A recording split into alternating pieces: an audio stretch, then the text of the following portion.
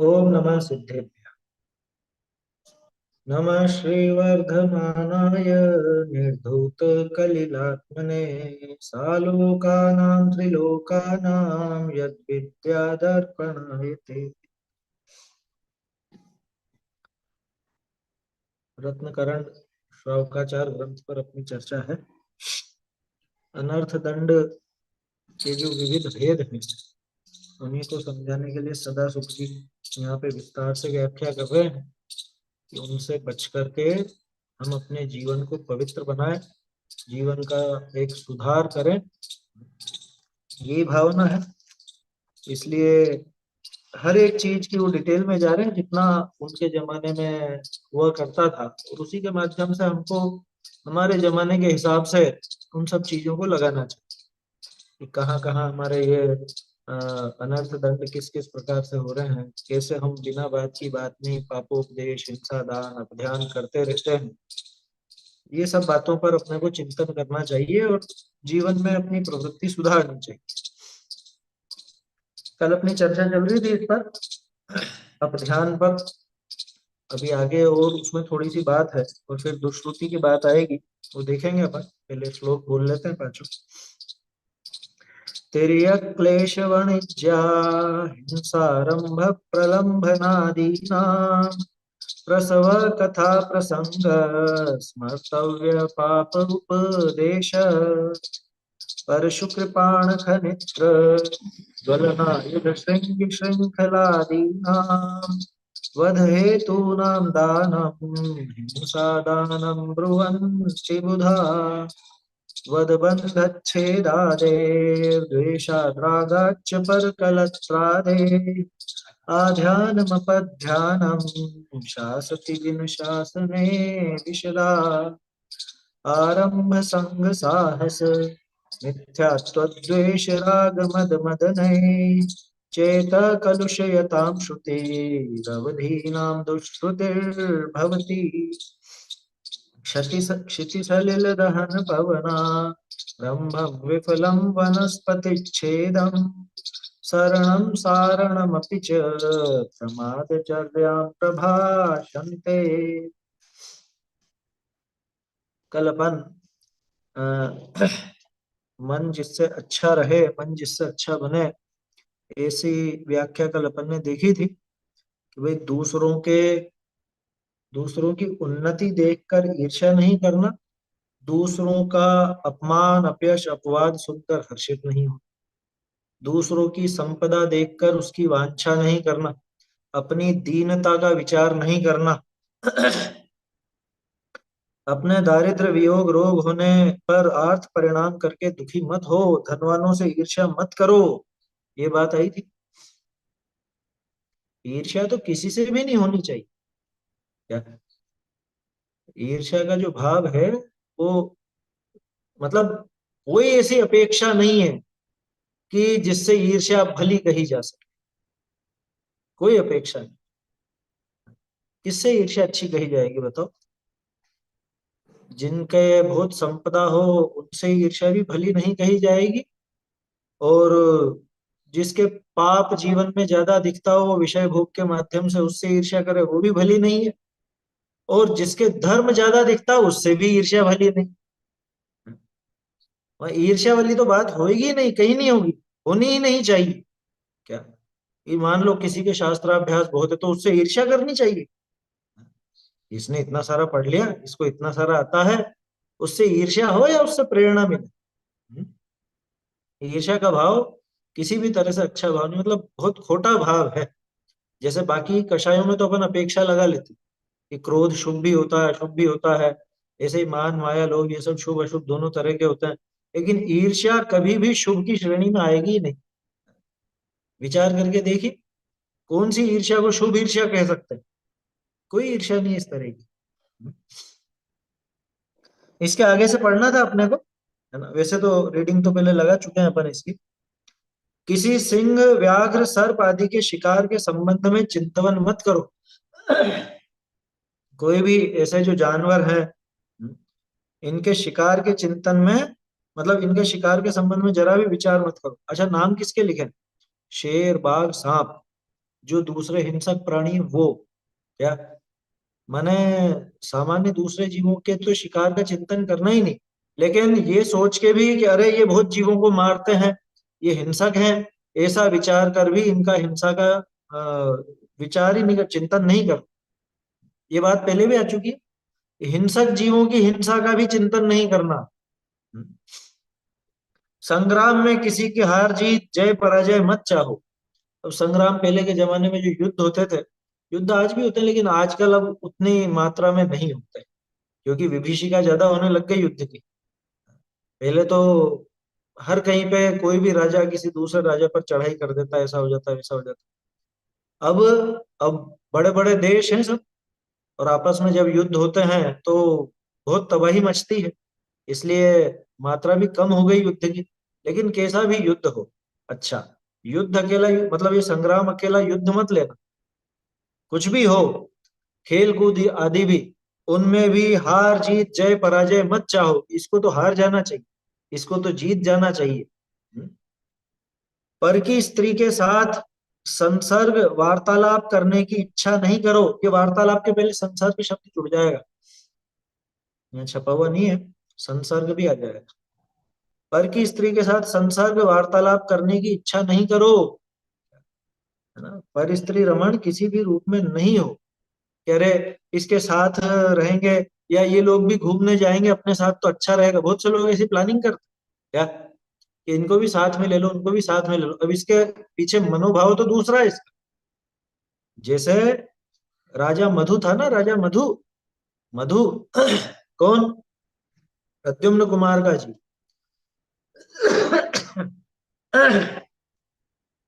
तो उसने क्या किया था, वो जो चंद्राभा थी, चंद्राभा दूसरे की रानी थी, तो कैसे इसका संसर्ग कैसे हो, कैसे इससे मिलना हो, कैसे बातचीत हो, कैसे साथ में रहे, तो उसने अपने अधीनस्थ सब राजाओं को न्योता दिया। और चंद्राभा ने सचेत किया था उसके पति को कि ये बहुत खोटा है, तुम गड़बड़ कर रहे हो, तुम इसकी बातों में मत आओ। कह रहे नहीं नहीं बहुत अच्छे हैं, तो सबको बुला रहे, कोई अपने को ही थोड़ा बुला, कि इसकी मुझ पर खोटी दृष्टि है। वो जानती थी, उसे पता था चंद्राभा को। तो उसने सचेत किया, लेकिन वो मूर्ख था पति उसका, तो माना नहीं, और चले गए दूसरे राजाओं के साथ। और फिर बाद में उसने उसका हरण कर लिया गहनों के बहाने, और वो सारी बात आपने कहानी में सुनी होगी। मैं क्या कहना चाह रहा हूं कि पर के स्त्री का संसर्ग करने का ये जो विचार है, उसको ये विचार ही तो था कि कैसे भी करके ये साथ में रहे, साथ साथ चले। बहुत से योजनाएं बनाता ना, कि कपल, कप क्या बोलते हैं वो, आजकल एक चलती है जैसे महिलाओं की किट्टी चलती है ना, उसी तरह से कपल की भी चलती है, क्या जोड़ीदार होकर के आएंगे सब, वो पार्टी उनका समूह बन जाता है। अब सुनने में आती है ऐसी बातें तो ध्यान रह जाती है, मतलब कितना व्यभिचार का कारण है। कि हम तो कपल कपल घूमने जाएंगे सब, कि तुझे क्या कपल कपल घूमने से क्या मतलब है, अपने रिश्तेदारी में हो तो फिर भी बात समझ में आती है। कि ये पांच सात दोस्त हैं, और पांच सात दोस्त उनकी पत्नियां भी हैं, और ये सब साथ साथ घूमने जाएंगे, और फिर थोड़े समय बाद पता चलता है कि किसी का किसी और के साथ चक्कर चल रहा है, या कुछ भी इस तरह की बातें हो गई। ये क्या है, पर की स्त्री के साथ संसर्ग की इच्छा मत करो, वार्तालाप करने की इच्छा मत करो। क्यों इच्छा हो दूसरे की पत्नी से या दूसरे के पति से बात करने की, कितना खोटा और कितना नीच मन है इसका, जो दूसरे की पत्नी या दूसरे के पति से ये रागात्मक वार्तालाप करना चाहता है। इसको बात करने की इच्छा होती है, साथ में रहने की, घूमने फिरने की इच्छा होती है, ये मन में खोट है। समझ में ही बात, ये बड़ा पाप है, ध्यान रखिए। क्या, पर स्त्री रमण वेश्यागमन से बड़ा पाप है, ये समझना। क्या, ये ज्यादा गंभीर है।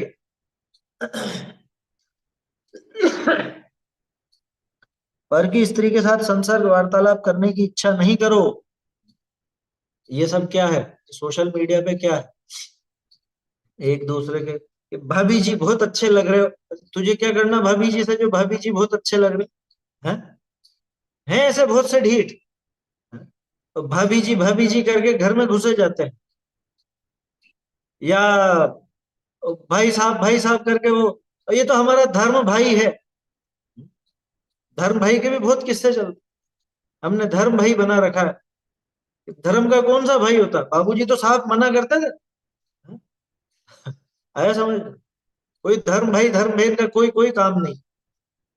आया समझ, भाई तुम्हारे भाई बहन नहीं है कि, और नहीं भी हो तो नहीं हो, लेकिन ये दूसरा कि हमने धर्म भाई बना रखा है। और फिर ऐसे ऐसे प्रसंग सुनने को मिलते हैं जो कहने लायक भी नहीं है। तो ऐसा वार्तालाप करने की इच्छा भी मत करो। वेश्यादि के हाव भाव नृत्य का विलास देखने की अभिलाषा मत करो। पहले वो चलते थे कोठे, अब कोठे पे नाच गान होता था क्या, तो वो नृत्य देखने जा रहे हैं, गीत सुनने जा रहे हैं। वेश्या का अर्थ अकेला पूरा मतलब वो देह व्यापार करती वैसा ही नहीं था। ये नाचने गाने वाले जो कोठे वाले होते थे, नाचने गाने का काम भी ये वेश्याओं का था पहले। नगर नारी, नगर विलासिनी, ऐसा ऐसा कुछ नाम दिया जाता था पहले, नगर वधू। तो वो सबका जो मनोरंजन आदि का काम था वो था ही। और अब उसका रूप बदल गया। रूप कैसे बदल गया आप सब समझ रहे हो। पहले कोठे थे, अब घर में ही कोठा हो गया। वो डब्बा, वो टीवी, वो क्या है वो। पहले वो कोठे पे नृत्य गान देखने जाते थे, अब टीवी पे नृत्य गान देखते हैं। ये क्या है, यहाँ वो दोष है या नहीं, शील का दूषण है वो। आया समझ में। वेश्यादि के हाव भाव नृत्य का विलास देखने की अभिलाषा मत करो। ये ऐसे भाव ही ना हो क्या, कि हमको इसका नाच देखना है, हमको इसका गान देखना है। अब आश्चर्य की बात यह है कि अब ये सभ्यता में शामिल हो। छोटे छोटे बच्चे वो ठुमके लगाएंगे ना, तो इनको बड़े मजा आता है, अरे देखो बहुत अच्छा डांस करता है, कि बेटा वो उस गाने पे डांस करके बता तो। और जान करके वो गाना दिन भर देखेगा वो, क्योंकि उसको हाव भाव वैसे पसंद है, तो वो वैसे ही हाथ पांव हिलाए या हिलाएगी। छोटी छोटी बच्चियां वो नाच देख देख करके नाचना सीखती है। भैया ये कोई सीखने का काम है। हम्म? हमारे यहाँ तो आदिनाथ जी ने दो तरह की शिक्षा दी क्या, आदिनाथ जी ने बेटियों के लिए दो ही तरह की शिक्षा दी। एक लिपि विद्या, एक अंक विद्या। ये विद्या सिखाने लायक है। आया समझ, अपने शास्त्रीय विद्यालय खुले हैं ना लड़कियों के लिए भी, तो वो विद्या सिखाने लायक है। और हम तो क्या सिखा रहे हैं कि बेटा वो उस पे उस गाने पे डांस करके बता दो अंकल जी को, और इनको ये रिश्तेदार हैं इनको ये बता दो, नाच के गा के बता दो। और टीवी पे वो शो भी चलते हैं, जाने कौन कौन से छोटे बच्चों के भी हैं, नाचने के और गाने के और इसके। ये क्या है ये तुम किस तरफ बढ़ा रहे हो इस पर। बाबूजी कहते थे इसके लिए आंखों से पी जाने वाली शराब है। आंखों से पी जाने वाली शराब है टीवी वगैरह।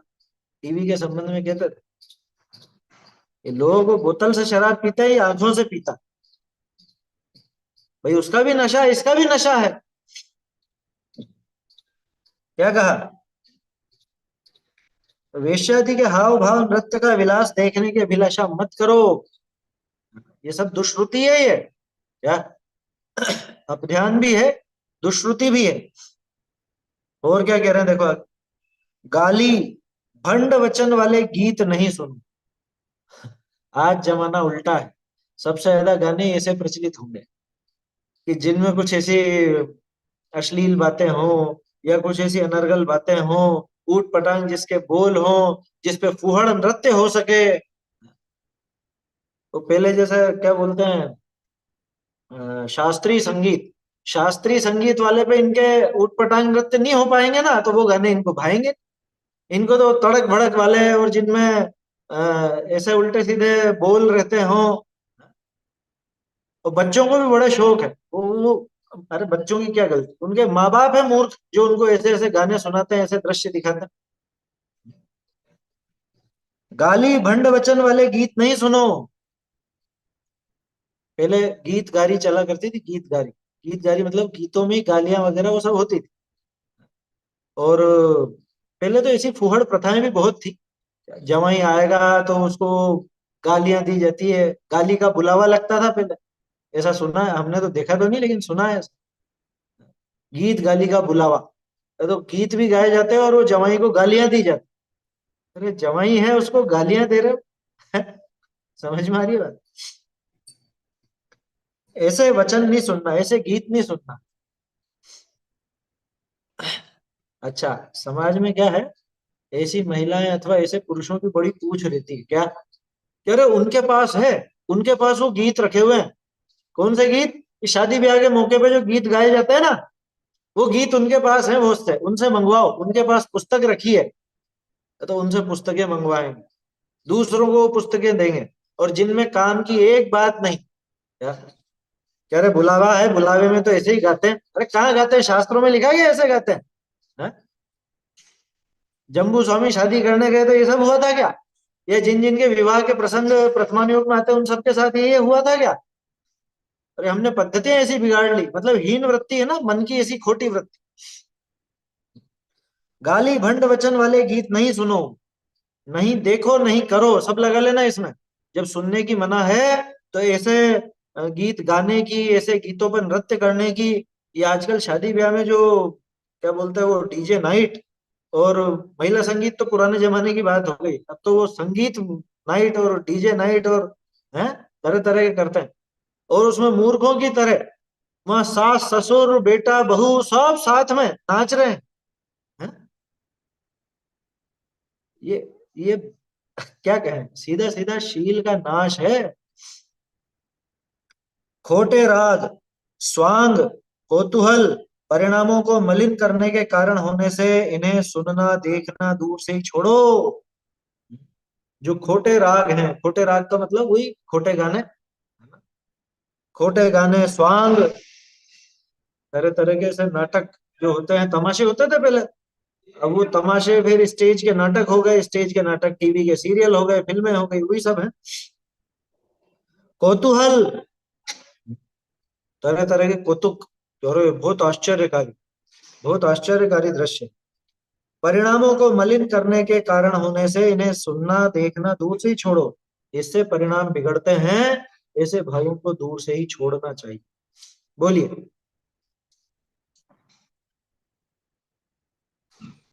सर आजकल वो सॉन्ग्स का जो लय कॉपी करते हैं वो भी दोष में ही आता है ना उसमें।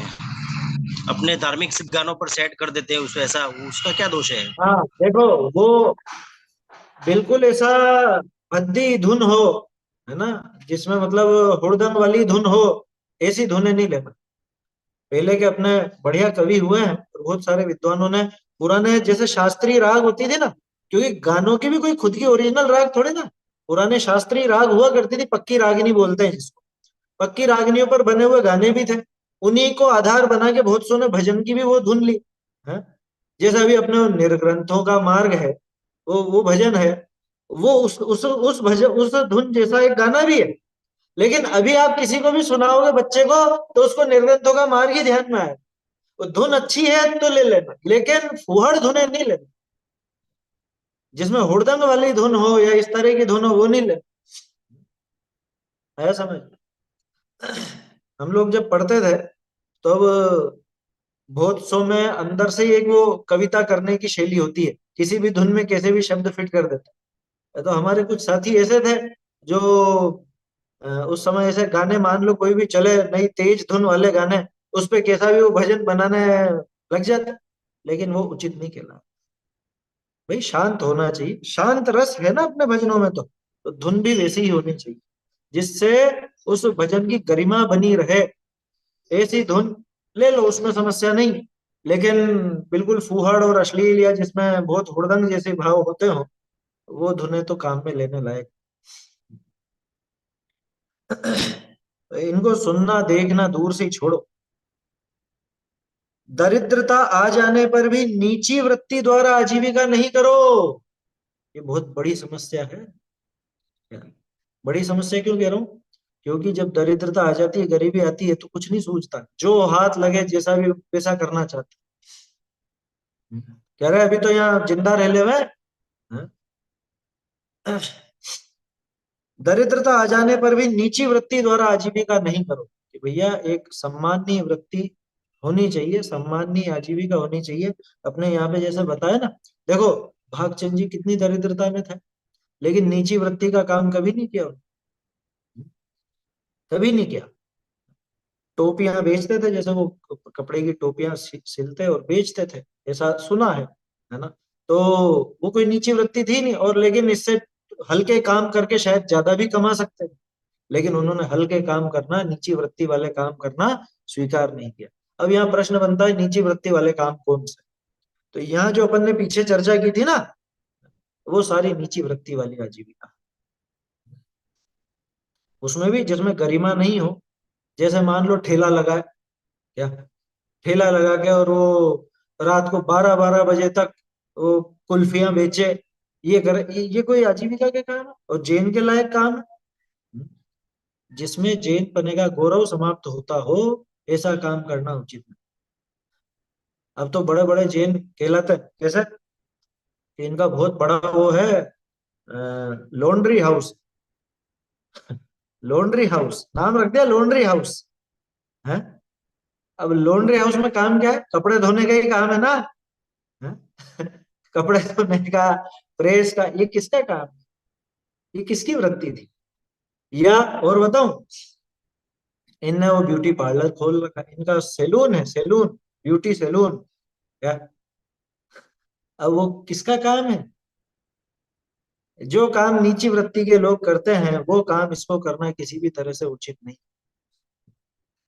और भी काम शामिल कर लेना इसमें, जो जो भांडों के काम है वो काम इसके करने लायक नहीं है। कि ये क्या करती है आपकी बेटी? डांस सिखाती। डांस सिखाना ये कोई जैन का काम है? ये नृत्य सिखाना जैन का काम है क्या? नृत्य करना जैन का काम है क्या? देखो, मेडिकल स्टोर वगैरह के संबंध में तो विभिन्न तर्क दिए जाते हैं, लेकिन उसमें समस्या दूसरी है। जो हिंसक दवाइयां हैं, वो अगर वो नहीं रखेगा तो दुकान चलेगी नहीं, रखेगा तो उसके उचित नहीं होगी। अगर वो अहिंसक दवाई का मतलब आयुर्वेदिक खोले और उसमें भी अहिंसक रखे दवाइयां, तो फिर भी एक बात समझ में आती है। बाकी दूसरी दवाइयों में तो किस किस की परख करेगा और क्या करेगा, थोड़ा सा हिंसक काम हो जाता है। ये लिखा तो था, पढ़ा था ना अपन ने, वैद्य आदि का व्यापार नहीं करना, आया तो था इसमें, देखा था ना। इस पेज पे था, पिछले पेज पे था शायद, वैद्य आदि की आजीविका नहीं करना, ऐसा था वहां पर।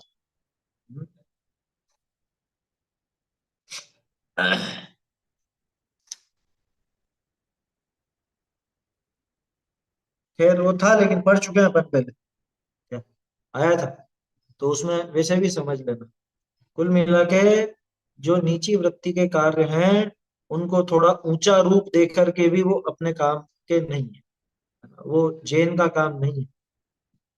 किसी के ऐसा हो तो मुझे तो किसी का मालूम नहीं है, देखो, है ना, सुनने वाले तो सब अलग अलग जगह के, मैं व्यक्तिगत रूप से आप में से किसी से परिचित नहीं हुई, है ना? लेकिन अब वो आए तो विचार कीजिए, वो अपनी भूमिका नहीं, अपने करने लायक काम नहीं। हाँ, वो जो 25 क्रिया आती है उसमें एक स्वहस्त क्रिया है। स्वहस्त क्रिया में भी ले सकते हैं उसको, है ना। दूसरे जो नीची वृत्ति के काम करते हैं उसको खुद ही करने लगना, वहां पे लेकिन स्वहस्त क्रिया में व्यापार संबंधी बात नहीं थी।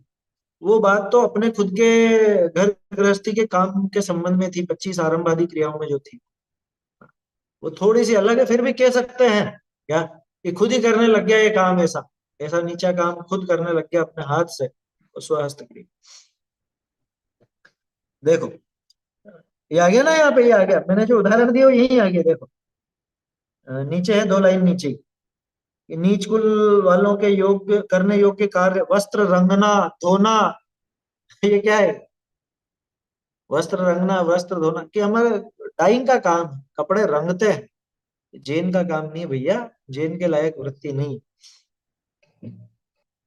खोटे राग, स्वांग, कुतूहल परिणामों को मलिन करने के कारण होने से इन्हें सुनना देखना दूर से ही छोड़ो।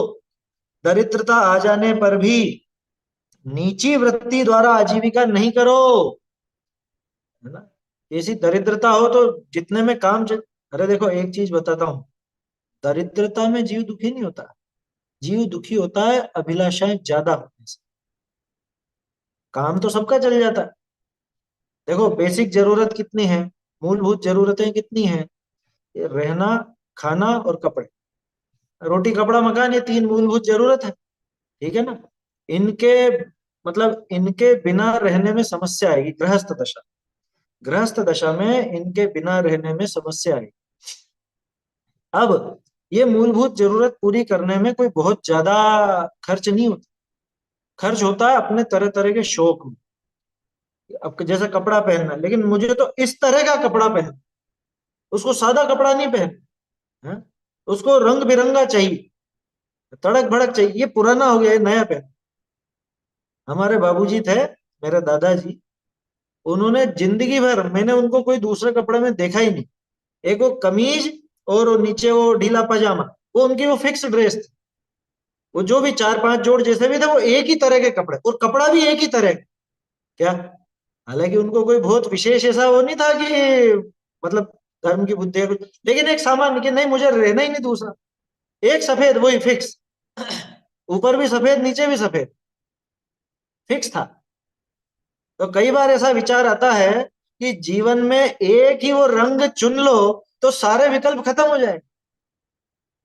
क्या, सारे विकल्प खत्म। कह रहे ये तो कल ही पहना था, ये तो परसों ही पहना था। हमारी समस्या क्या रहती है? महिलाओं की समस्या, ये तो कल ही पहन के गई थी साड़ी, आज वापस यही साड़ी कैसे पहन लूं? ये कल तो दूसरी पहननी पड़ेगी। है? पुरुषों की भी ये समस्या, कल तो यही पैंट शर्ट थे, आज दूसरे पहनने चाहिए। भाई गंदे हो गए हो तो आप बदलो।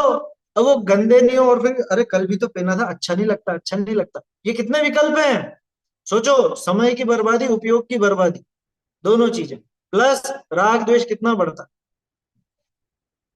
ये पुरुष के लिए आसान है, स्त्री के लिए थोड़ा कठिन है, ऐसा कोई नियम नहीं है। नखराले पुरुष भी बहुत हैं, बाकी सामान्य तौर पर स्त्रियों को ज्यादा देखा जाता है सजने संवरने की विचारधारा, इसलिए वो बात कह दी जाती है। लेकिन आज के जमाने में तो कुछ भी नहीं, अरे बच्चे इतने नखरे छांटते हैं। क्या, ये तो आपने कल ही पिनाया था, छोटा बच्चा बोल देगा आपसे।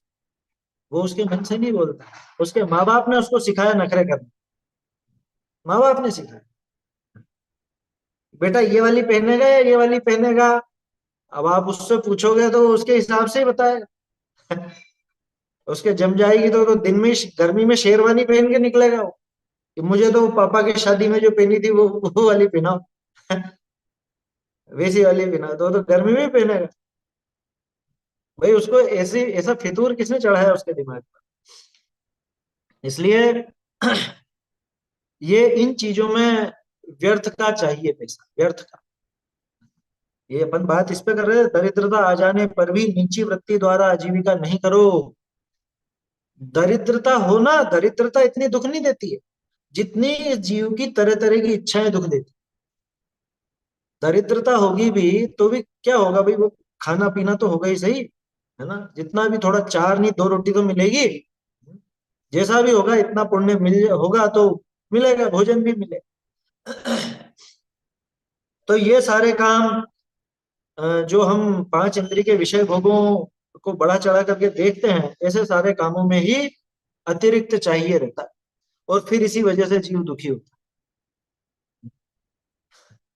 है। ये तो अपने दिमाग की सोच है। किसी किसी के लिए गरीबी किसका नाम है कि मैं मेरी मनपसंद आइसक्रीम नहीं खा पा रहा हूं तो मैं गरीब हूं, और किसी के लिए कि मुझे आज का भोजन नहीं मिल पा रहा है, ये गरीब। किसे कहोगे दरिद्रता?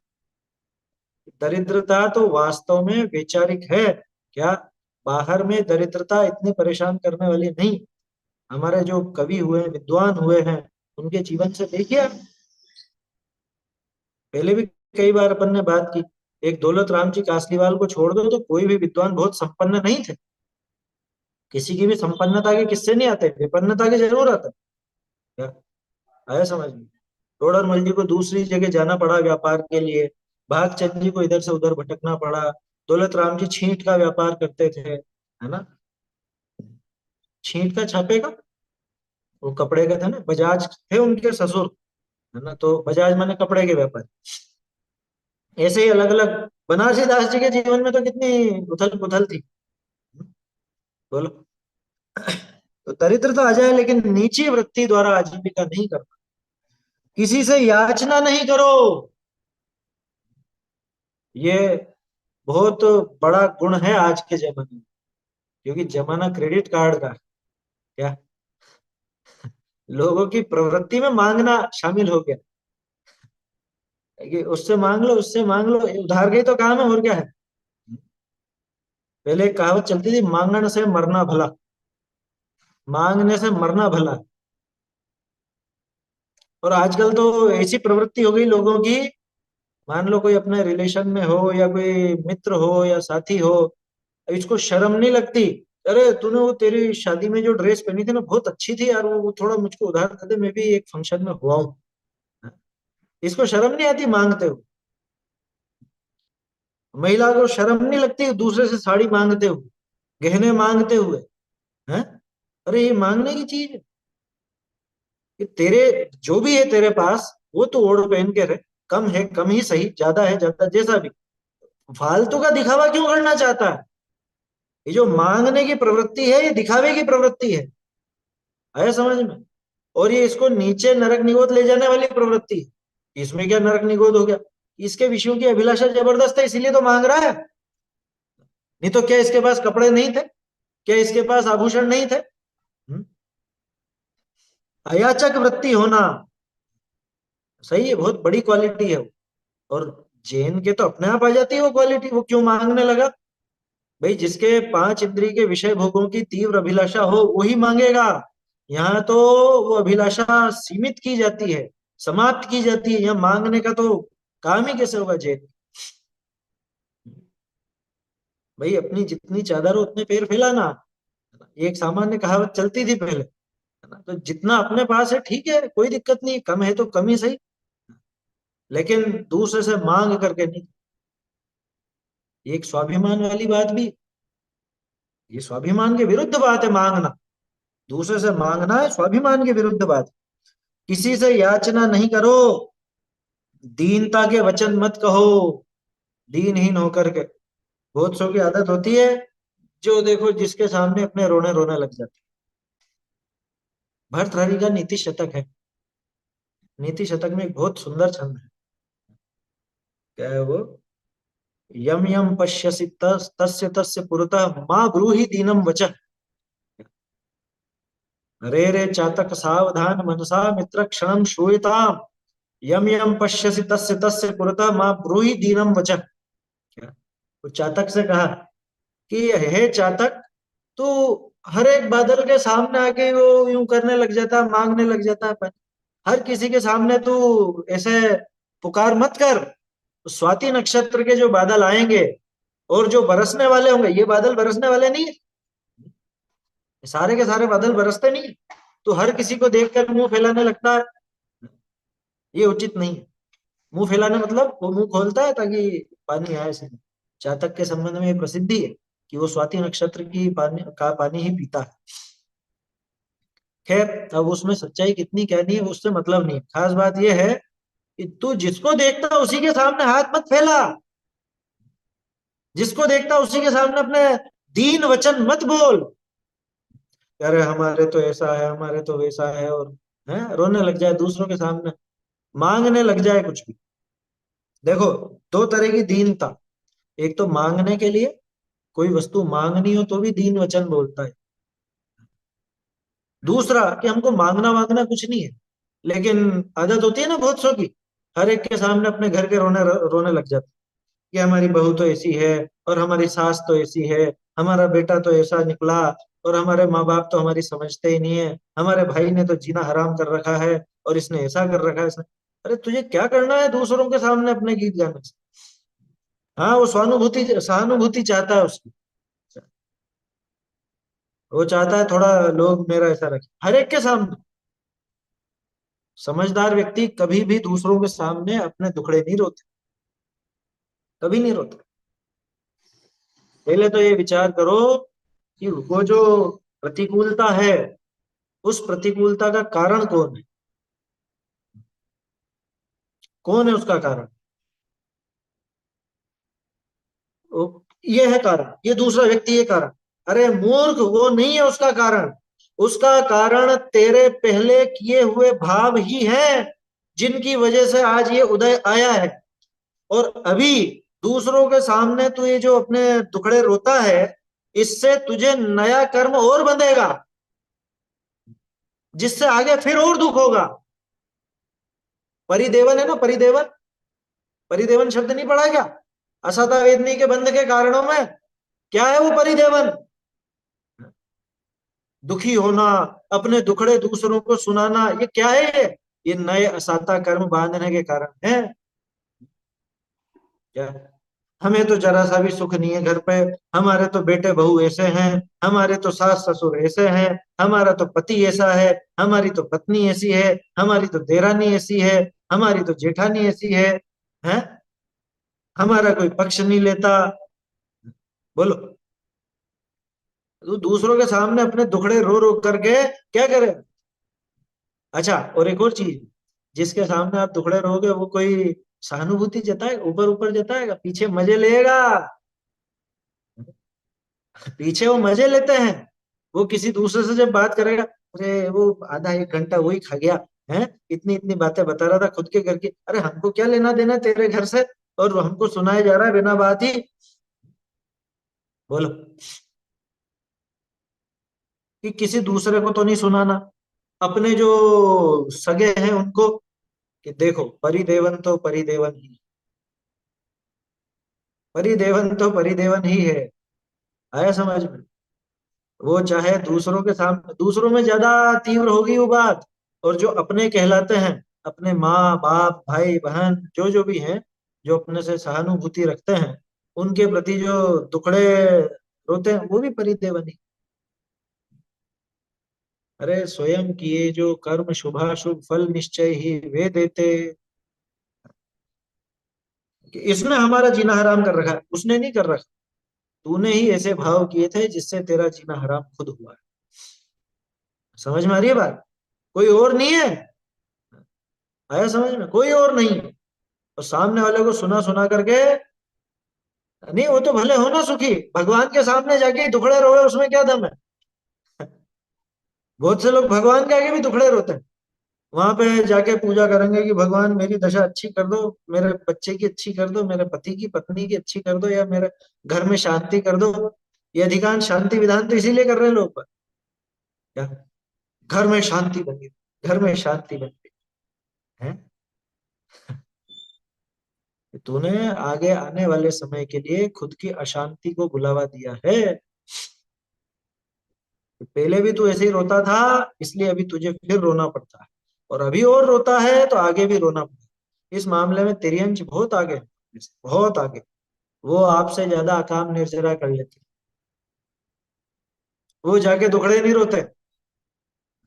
जैसी भी हो, ठीक है, ये भी बीत जाएगा समय, ये भी आया है तो बीतेगा, ऐसा विचार करके आगे बढ़ते हैं, काम निर्जरा होती। और यहाँ पे ये नया असाता बांधता है, असाता का उदय, असाता के उदय में रोता है, और फिर नया असाता बांधता है। आया समझ में? होता है ना? ये तो घर घर में होती है ये सब चीजें। क्या? सब कोई सबसे संतुष्ट नहीं होता, कोई भी व्यक्ति सारे परिजनों से संतुष्ट हो ऐसा होता नहीं है।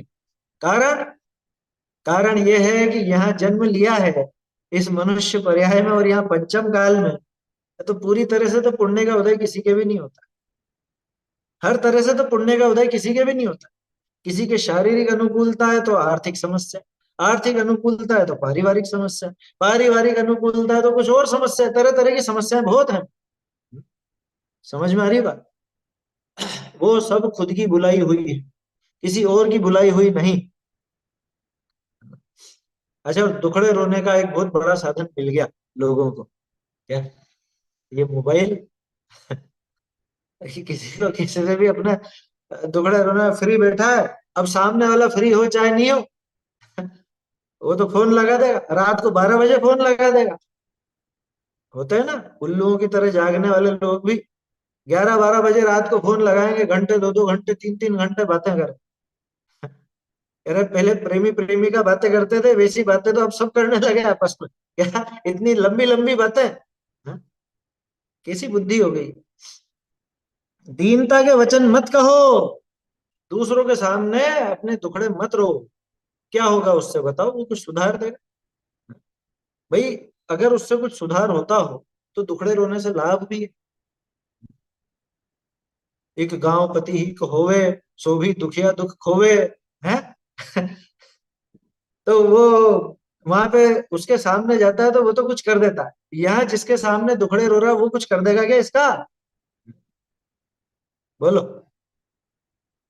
कि मुझे मेरी सास से समस्या है, तो वो आके सास को समझा देगा सामने वाला? या मुझे मेरे पति से समस्या, पत्नी से समस्या, तो वो आकर के उसको सुधार देगा क्या? अच्छा चलो समझा भी देवे तो बोलेगा ही तो सही, और क्या करेगा? लेकिन वो नहीं सुधरे तो नहीं सुधरे, क्या करोगे उसको? भैया खुद के ही बीते हुए वो पाप हैं, खुद के किए हुए वो पाप हैं जिनका फल आज भोग रहे हैं, जिसका उदय आज भुगत रहे हैं।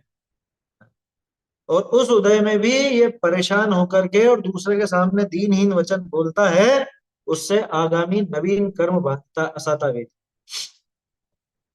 क्या कह रहे हैं? किसी से याचना नहीं करो, दीनता के वचन मत कहो, निर्धन पना होने पर भी प्रवृत्ति को विकार रूप मत करो। प्रवृत्ति को विकार रूप मत करो, निर्धन पना होने पर। होता है ना कई बार, मान लो कोई पहले तो बहुत संपन्न था और बाद में विपन्नता आ गई, तो झेल नहीं पाता, हर किसी के सामने रोने लग जाता है, मांगने लग जाता है, दूसरे से ऐसी ऐसी अभिलाषा रखता है कि ये आकर के मुझे संभालने में ऐसा करें वैसा करें, और फिर जब नहीं होता तो फिर दूसरे बुरे हो जाते हैं इसके। ये होता है अक्सर। क्या इसने पहले तो सब संपन्न था, अच्छा था और सब बोलते चालते, अब लेकिन जैसे ही वो संपन्नता गई, विपन्नता आई, दरिद्रता आ गई, और अब ये दूसरों का आगे हाथ फैलाता है, और दूसरा अगर सहायक नहीं बने, वो सहायता नहीं करे, तो ये उसका दुश्मन हो गया। कि देखो पहले तो जब हमारे अच्छे दिन थे तो सब गले लग लग कर बोलते थे, और अब कोई हमको पूछता भी नहीं है, अब कोई हमसे बात भी नहीं करता, अब हमारी सहायता भी नहीं करता, ऐसा भी नहीं करता, वैसा भी नहीं करता। इसको बुरा लगने लग गया कि तू अपेक्षा क्यों रखता है दूसरे से, तू दूसरे के सामने दीनहीन बनकर क्यों जाता है? अरे ये अध्यात्म, अच्छा खैर वो जीव ज्यादातर ऐसे ही होते हैं जो स्वाध्यायी नहीं होते, और स्वाध्यायी है, अगर विचारवान स्वाध्यायी है तो एकाएक उसके दीनता आती नहीं, एकाएक नहीं। वचनों की और प्रवृत्ति की कह रहा हूं, बाहर में प्रतिकूलता भले आ जाए, क्या, बाहर में विपन्नता भले आ जाए, लेकिन प्रवृत्ति में दीनहीनता उसके एकाएक नहीं है। क्यों? क्योंकि वो जानता है कि मैं जगत में सर्वोत्कृष्ट तत्व, इतना बहुमान उसको स्वयं का है, जिनवाणी का है, वो कैसे दीन वचन बोले, कैसे बोले? बाबूजी कहता, एक पल भी जी मगर तू ताज बनकर जी, एक क्षण के लिए ही जी, लेकिन ताज बनकर जी, जगत में सबसे ऊंचा, सबसे ऊंचा। मैं ही एक और नहीं दूजो, तीन लोक को सेहरा, लागा आत्म राम सो नेहरा। जयनाथ राय जी का भजन। आत्म राम से जिसको स्नेह लगा हो, आत्मा जिसको भाया हो, अब वो दूसरे के सामने दरिद्रता, दीनहीनता के वचन बोले? अरे यहाँ श्रद्धान में सबसे ऊंचा धन हमको प्राप्त हो गया, तो वचनों में दरिद्रता कैसा आ सकती? जहाँ श्रद्धान ज्ञान में दरिद्रता नहीं रही, वहां वचनों में दरिद्रता कैसे आवे? दीनता के वचन मत कहो, निर्धन पना होने पर भी प्रवृत्ति को विकार रूप मत करो, प्रवृत्ति को ऐसे विकार रूप मत करो। होता है ना, घबरा जाते हैं बहुत से। सिर्फ एक आर्थिक समस्या की नहीं कह रहा हूं मैं, कुछ भी हो सकती है, शारीरिक थोड़ा बहुत। अब देखो, एक तो पंचम काल के जीव हैं, हीन सहनन वाले हैं, तो ये तो पक्का मान के चलो कि थोड़ी थोड़ी उम्र होने पर कुछ ना कुछ बीमारियां वगैरह वो सब आएंगी। लेकिन बहुत से इतने कच्चे मन के होते हैं, ऐसे कच्चे मन के, जरा सा भी मतलब थोड़ा भी हाथ पैरों में कमर में इसमें तकलीफ हो, या बीपी हाई लो वगैरह कुछ भी हो, या अब देखो कोई भी समस्या हो सकती है, समस्या शरीर से संबंधित कैसी भी हो सकती है, थोड़ी भी हो और ये घबरावे बहुत ज्यादा।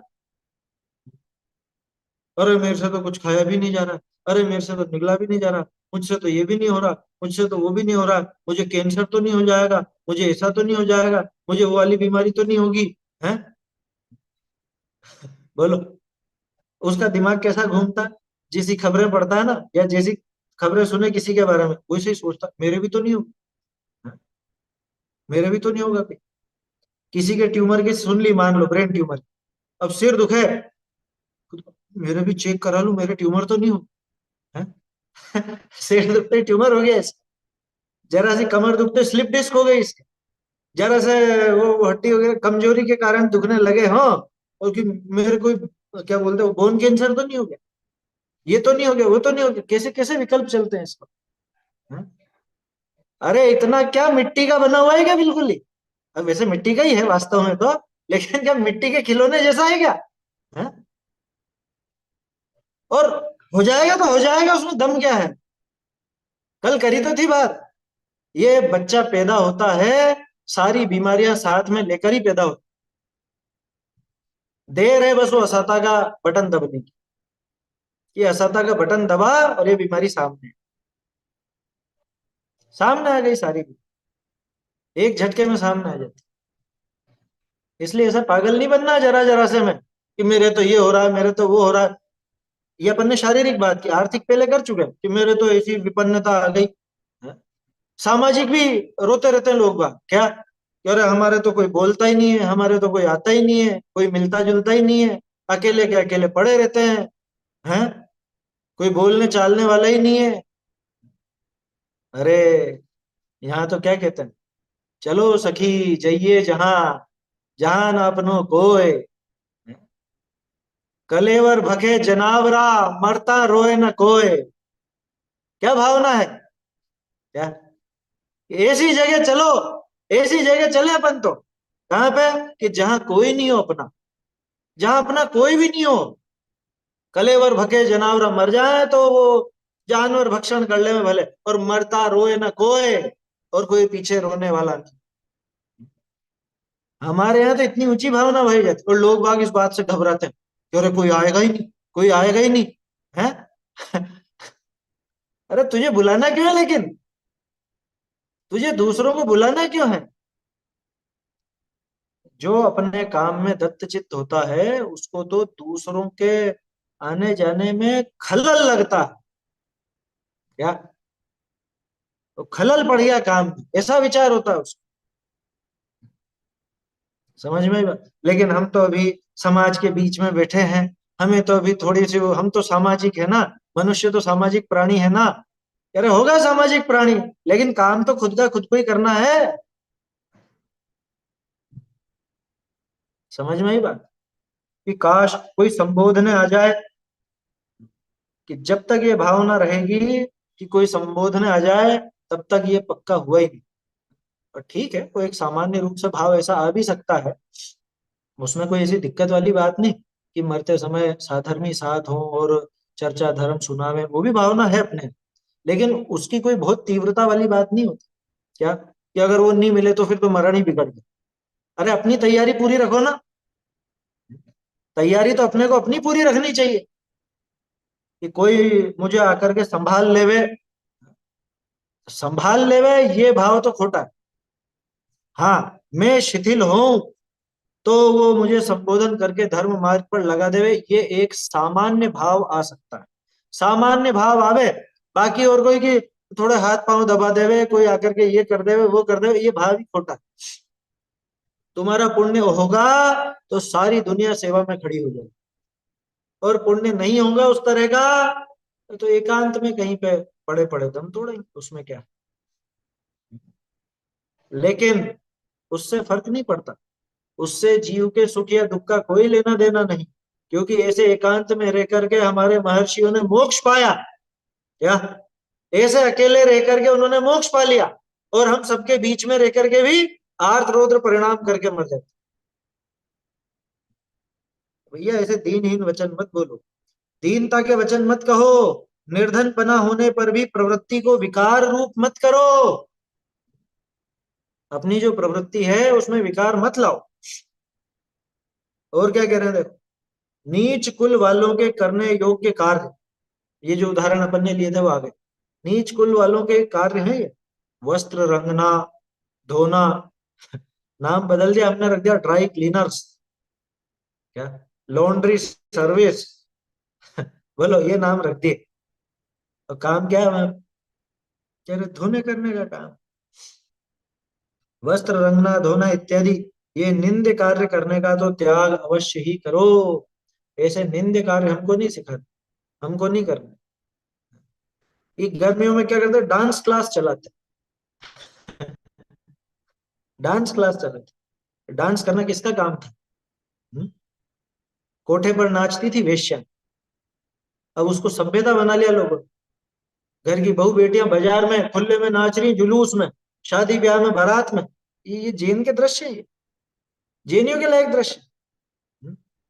और सारे सारे पागल बन के नाचे एक दूसरे के साथ।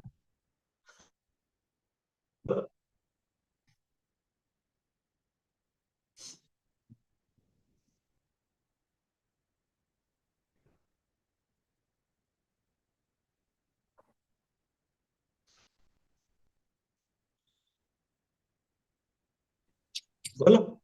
आजकल तो जो कर मतलब 90 क्या 99% डांस करती हैं, और जो नहीं करे उनको कि तुम एक्टिव नहीं हो, ऐसा नहीं आता है, ये नहीं करते हो। और बच्चों को भी सिखाने की बोलते हैं, भले लड़का हो कि लड़की हो, कि डांस सिखाओ, एक्टिविटी सिखाओ। इन चीजों में एक्टिविटी हो गई सबके लिए। ये एक्टिविटी है ना? भजन याद करना एक्टिविटी नहीं है? हैं? धर्म की बात याद करना एक्टिविटी नहीं है? ये एक्टिविटी हो गई? विचार तो करो। जिसको ऐसी कार ऐसी कलाएं सुहाई हैं, वो इसी तरह के काम में जाएंगे और ऐसे ही काम करेंगे। और कितने वो फूहड़ काम करते हैं। आजकल तो शादी ब्याह के नाम पर भी वो क्या कहता है, वो कोरियोग्राफर बुलाया है। वो कोरियोग्राफर आकर के डांस सिखाएगा। किसको सिखाएगा? घर की महिलाओं को। एक अखबार मतलब एक वो खबर ऐसी आई थी, वो दुल्हन भाग गई उस कोरियोग्राफर के साथ। क्या?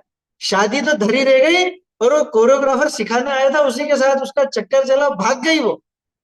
और सिखाओ डांस। ये हो गया डांस। और वो सिखाए बच्चों को, क्या सिखा रहा है कि फोटोग्राफी। कैसे फोटो खींचेगा वो? कि औरतों के फोटो खींचेगा नाचते हुए, ऐसे गाते हुए, ऐसे ऐसे वो आयोजनों में खींचे। ये काम ये जैनों का है, ये जैनों के लायक कार्य है। भूल के भी ऐसी चीजें सीखने की प्रवृत्ति को बढ़ावा मत देना। मत देना ना इस तरह की चीजें सिखाना। ये जैन के लायक काम नहीं है। और उसको कब फुर्सत मिलेगी? जो वो स्वाध्याय कर लेगा, मंदिर हो आएगा, वो तत्व की बात सुनाएगा। बोलो। ये ऐसे काम सिखाने के नहीं है। हाँ, ये तो बिल्कुल शील के दोष है। वो नाचना सिखाएंगे और ये करेंगे, ये कोई अच्छी चीज है ये? तो बता ही दिया उदाहरण, उससे ज्यादा बढ़ के और क्या उदाहरण दूं? तो भाग ही गई साथ में। बोलिए। भैया मंदिरों के प्रोग्रामों में नृत्य होता है, पंच कल्याणकों में नृत्य होता है, जुलूस निकलते हैं तब गरबा होता है। क्या करें तो अब बताओ। नहीं तो आप ये बताइए सही गलत क्या है, बाकी जो करना है सो करना है। आपके प्रश्न में ही जवाब छुपा हुआ है। आपने खुद नहीं पूछा ना, तो आपके दिमाग में खटका हुआ तो ही तो पूछा आपने। बाबूजी साफ मना करते थे, पुरुषों के सामने महिलाएं नृत्य करें। हैं? ये सभा, इंद्र की सभा ऐसी है कि यहाँ बैठ करके सब नाच रहे हैं। कोई कह सकता है कि वहां भी तो नाच रहे थे, नीलांजना भी तो नाच रही थी। कि नीलांजना नाची थी तो आदिनाथ जी वैराग्य लेकर के गए थे, और 4,000 और लेकर के गए थे वैराग्य। तुम में से कौन कौन लेकर के जाने वाला है? कौन कौन लेके जाना? और वहां पे इंद्र व्यवस्थापक होता है, किसी की हिम्मत नहीं है जो गलत निगाह से देख ले। है समझ? तो मना करते थे कि बड़ी बच्चियां जो 8-10 साल से बड़ी हैं ना, उनको स्टेज पर नृत्य आदि की मना करते थे बाबूजी, तो साफ। मैं स्पष्टता से इस बात का समर्थन करता हूँ। क्या वो उचित नहीं है? उसमें ये बताओ, ये नाच गान से धर्म सधेगा क्या? लोगों को तो वो क्या, अपना जोश निकालना है क्या, कि हमको बहुत उल्लास आ रहा है, हमको बहुत उत्साह है। उत्साह उत्साह है तो ये उत्साह यहाँ लगाना इधर स्वाध्याय में। वो उत्साह कहाँ चला जाता है आधे पौन घंटे की स्वाध्याय होने में? सभा की संख्या नोट कर लेना कभी भी। वो नाच गान में कितनी, वो पालना झुलाने में कितनी, और ये शास्त्र सभा में कितनी। इससे लोगों की रुचि पता चल जाती है। यार हम इस बहाने लोगों को जोड़ते हैं, कि जोड़ के क्या करा ये तो बताओ। जोड़ करके उनको स्वाध्याय में बिठाया क्या? हैं? जोड़ करके स्वाध्याय में बैठे गए हो? स्वाध्याय में तो नहीं बैठे, फिर जोड़ करके क्या करा? पूरा तालियां बजवाने के लिए? ये जोड़ना क्या काम का है? और सड़कों पर है अपनी महिलाओं का नाचना, ये बिल्कुल उचित नहीं। जो आप कह रहे हो ना, धार्मिक आयोजनों में सड़क पे जुलूस में गरबा करते हैं और ये करते हैं, सारी दुनिया के लोग देखे हैं, और ये अपनी जैन महिलाओं को, बालिकाओं को, और फिर बाद में कुछ ऐसे प्रसंग बन जाए, ये अच्छी बात है? इससे कोई प्रभावना नहीं होती। मैं बिल्कुल स्पष्टता से ये बात कह रहा हूं, आप में से बहुत से लोग इस बात का समर्थन नहीं करेंगे, मुझे पता है। इससे कोई प्रभावना नहीं होती, रत्ती भर भी प्रभावना नहीं है उसके अंदर। अगर वही प्रभावना होने लग गई तो हमारे मुनिराज तो बिल्कुल गैर प्रभावक कहलाए। प्रभावना मुनिराज से होती है, प्रभावना हमारे तीर्थंकरों से होती है, नाच गाने से होती है? किससे होती है? समवसरण का रूप ही विचार कर लो, सबसे ज्यादा प्रभावना कौन सी भूमि में हो रही है? 8 भूमियों में से है? और जहां पे वो नाच गान भक्ति गीत चल रहे हैं वहां, या वो 8वीं भूमि जहां पे वो शास्त्राभ्यास चल रहा है वहां? विचार कर लीजिए प्रभावना किसको कहते हैं। हाँ, वो वसुदेव का जो प्रसंग है अष्टानिका का, है ना, क्योंकि वहां भी तो जुलूस निकला था। निकला तो फिर क्या हुआ? निकला था तो क्या हुआ था फिर? वो नाचते हुए देखा उसको, फिर क्या हुआ? कि उनका वो प्रेम प्रसंग हो गया। बाद में फिर वो तो डर रहे थे। वसुदेव की जो पत्नी थी वो विद्याधरनी थी, वसुदेव की बहुत सारी रानियां थी, अब वो उससे डरते थे वो कि ये गड़बड़ कर देगी। तो वो जिससे प्रसंग बना, उसकी दासी भी विद्याधरणी थी, वो उठा करके लेके गई वसुदेव को। क्या? आकाश मार्ग से अपहरण करके लेके गई। ये हुआ कि नहीं हुआ? तो ये अच्छे प्रसंग थोड़ी ना बने, ये शील के प्रसंग नहीं है, ये आदर्श प्रसंग नहीं है, इसलिए उसका पक्ष नहीं लेता, है ना। बोलिए। भैया जी, हम लोग धर्म ध्यान करते तो हमको लोग बैकवर्ड समझते हैं। समझने दो। बोला आप कौन से उनके जमाने में जी बोला आप कौन से हाँ, जमाने में कि जी। हम तुमसे आगे के जमाने में जीते हैं, है ना, हम तुमसे आगे के जमाने में जीते हैं। क्यों? कि तुम जी रहे हो अभी छठे काल वाले जमाने में, हम जी रहे हैं छठे के बाद जो पांचवा और चौथा आएगा ना, वो हम अभी जी रहे हैं। उनसे ये बोल रहे हैं, हम तुमसे बहुत आगे के जमाने में जीते हैं। और बहुत दूसरे से क्या फर्क पड़ता है? अब तो खैर पक्के हो गए हम लोग, बाकी हम हाँ लोग की मेंटलिटी बता ऐसी है कि बैकवर्ड जमा हाँ, आती है। असल में क्या है, वो खुद की हीनता दिखती है ना उनको, वो आपको आगे बढ़ता हुआ बर्दाश्त नहीं कर पाते, तो कैसे ना कैसे आपका थोड़ा सा वो डिमोटिवेट करना चाहते हैं, आपको थोड़ा सा वो क्या कहें अपन, मानसिक दबाव सा बनाते हैं कि अरे क्या तुम ऐसे पिछड़े से और ऐसे ऐसे ऐसे, है? हाँ, बहुत इसलिए ज्यादा। परवाह नहीं करना कभी भी, है ना, सबसे ऊंचा नहीं, मार्ग मिल रहा है, अब किसकी परवाह कर? अपन धर्म मार्ग में लग गए भैया जी, अब किसी की परवाह ही नहीं करते। हाँ, अरे चेलना श्रेणिक की परवाह तक नहीं करती थी। होगा होगा पति तो, और होगा मंडलेश्वर, होगा तो उसमें क्या है? मैं मेरा धर्म थोड़ा छोड़ूंगी। हाँ, उसने नहीं बदल दिया पता, उसको, श्रेणिक को। खुद की दृढ़ता और जरूरी है। हाँ,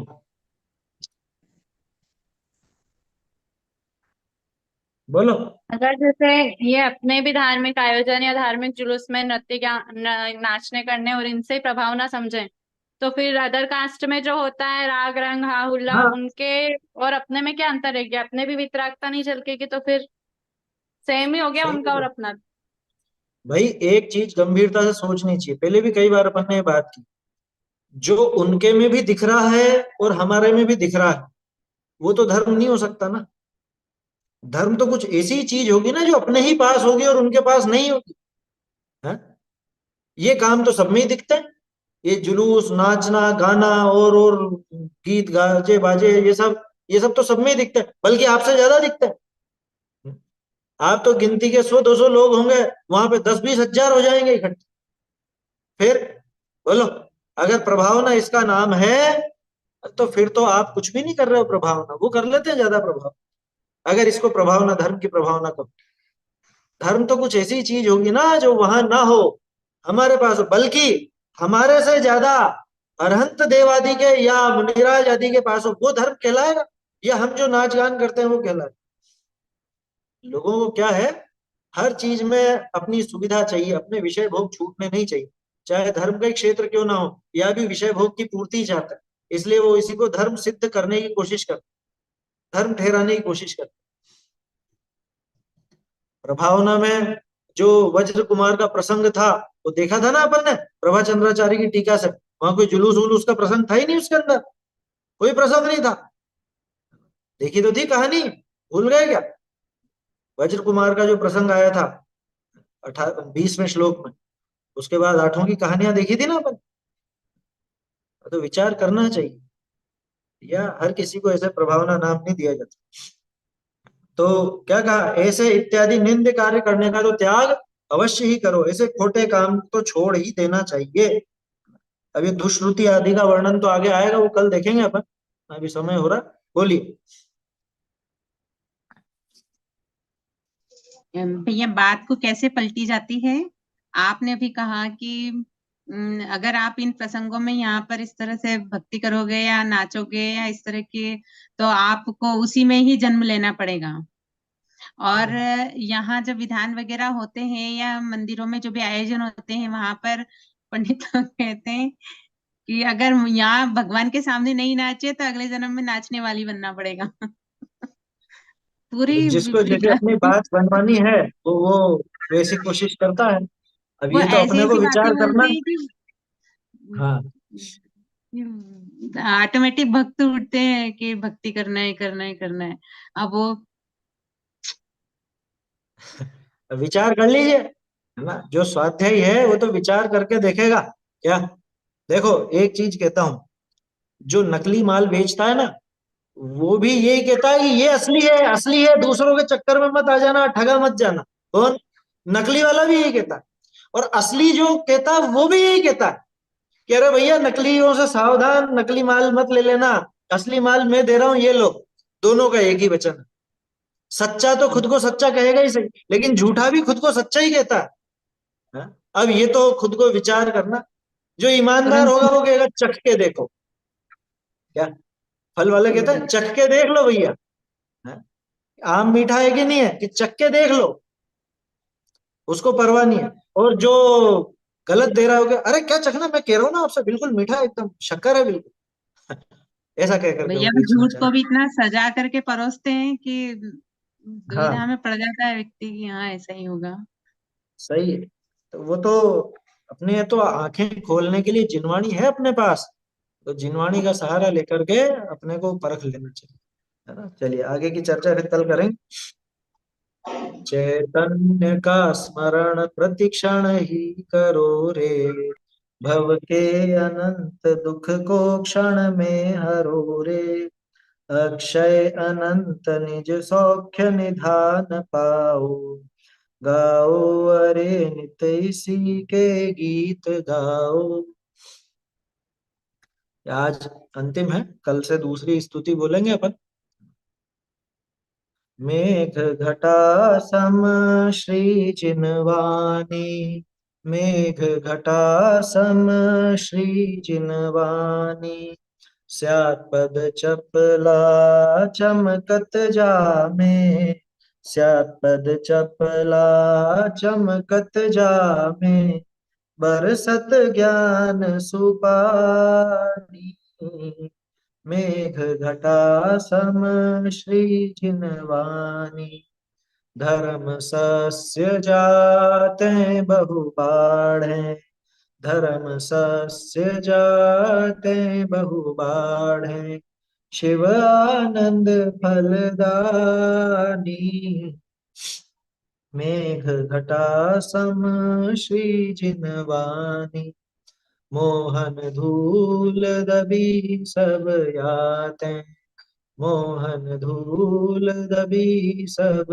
याते, क्रोधानल सुबुझानी, मेघ घटा सम श्री जिनवानी, भाग चंद बुध जन के की कुल, भाग चंद बुध जन के की कुल, लखी हर खे चित ज्ञानी, मेघ घटा सम श्री जिनवानी, मेघ घटा सम श्री जिनवानी।